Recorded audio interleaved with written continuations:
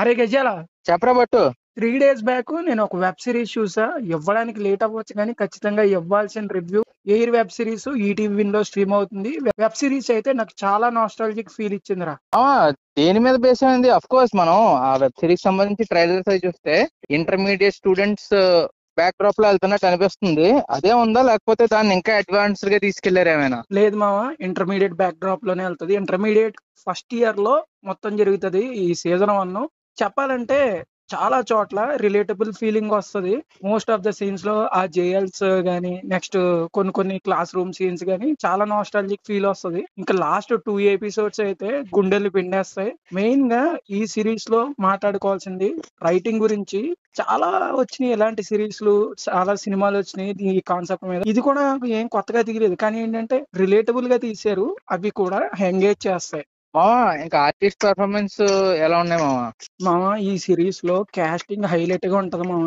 ఆ పిల్లల ముగ్గురు చాలా బాగా చేశారు. అండ్ చాలా రోజుల తర్వాత సమీర్ గారికి మంచి స్కోప్ వచ్చింది. లాస్ట్ 2 ఎపిసోడ్ అని చెప్పాను కదా, దాటిల్లో చాలా బాగా పర్ఫామ్ చేశారని చెప్పుకొని. అండ్ మిగతా ఆర్టిస్టులు కూడా బాగా పర్ఫామ్ చేశారు. వైవా హర్ష గాని, చైతన్య గాని, వీళ్ళిద్దరు అయితే చాలా బాగా పర్ఫామ్ చేశారు. స్పెషల్ మెన్షన్ జీవన్ కూడా బాగా పర్ఫామ్ చేశాడు యాజ్ ఎ జిఎల్ గా. చాలా మంచి బ్రేక్ అని చెప్పుకోవాలి అతనికి కూడా.